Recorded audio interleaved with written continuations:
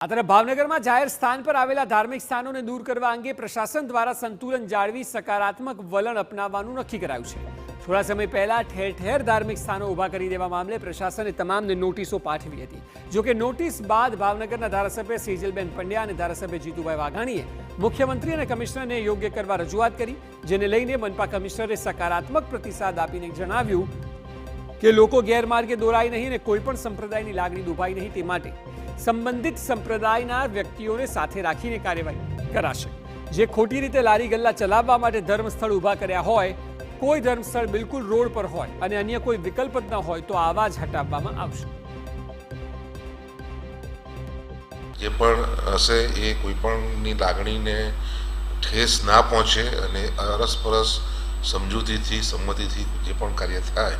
તે કાર્ય કરવા માટે સરકારની પણ સૂચના છે અને ત્યાંથી પણ એ પ્રમાણે પ્રયત્ન કરવામાં આવશે। આ તરફ ધારાસભ્ય સેજલ પંડ્યાનું કહેવું છે કે સરકાર તરફથી સંપૂર્ણ રીતે બાંયધરી અપાઈ છે અને કોર્પોરેશનમાં જરૂરી તમામ સૂચનાઓ પણ આપી દેવાઈ છે અને તે મુજબ જ કમિશનરનો પણ પ્રજાને સહયોગ છે। આજે જ્યારે ધાર્મિક સ્થાનો ઉપર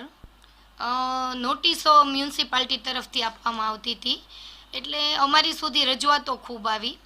એટલે અમે લોકોએ આપણા માન્ય મુખ્યમંત્રી શ્રી ભૂપેન્દ્રભાઈ પટેલ અને ગૃહ વિભાગના સચિવ શ્રી A.K. રાકેશજીને રજૂઆત કરી અને તેમણે શ્રદ્ધા અને ન્યાયિક બાબતો પ્રત્યે સંતુલન જાળવી અને ધર્મસ્થાનો પ્રત્યે સકારાત્મક વલણ દાખવવાની સૂચના આપણા કમિશનરશ્રીને આપી છે અને કમિશનરશ્રીએ પણ આ બાબતની અમને કીધું છે કે હા, આ બાબત એમને સૂચવવામાં આવી છે અને એમ જ કામ થાય છે। હવે આ તરફ હિન્દુ જાગરણ મંચના આગેવાનનું કહેવું છે કે નડતર રૂપ કોઈ પણ સ્થાન હોય તો તેને હટાવવા જ જોઈએ, પરંતુ જો કોઈ સ્થાન પૌરાણિક છે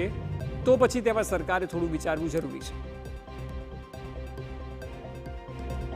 ખોટી રીતે, બિલકુલ ખોટી રીતે જે દબાણો કર્યા છે, જે માત્ર દબાણ કરવાના ઈરાદે મંદિરો કે કોઈ પણ ધર્મસ્થાન બનાવ્યા છે એ હટવા જ જોઈએ, પણ જ્યાં પૂજા વિધિ થતી હોય, જ્યાં લોકોની ધાર્મિક લાગણી જોડાયેલી છે, જે પૌરાણિક મંદિરો છે, એના વિશે સરકારે યોગ્ય કરી અને એને બિલકુલ હટાવવા ન જોઈએ, કારણ કે સમગ્ર સમાજની આમાં બધા જ ધર્મના દેવસ્થાનકો આવી ગયા, તેની લાગણી અને આસ્થાઓ જોડાયેલી છે, એનું 100% માન જાળવવું જોઈએ।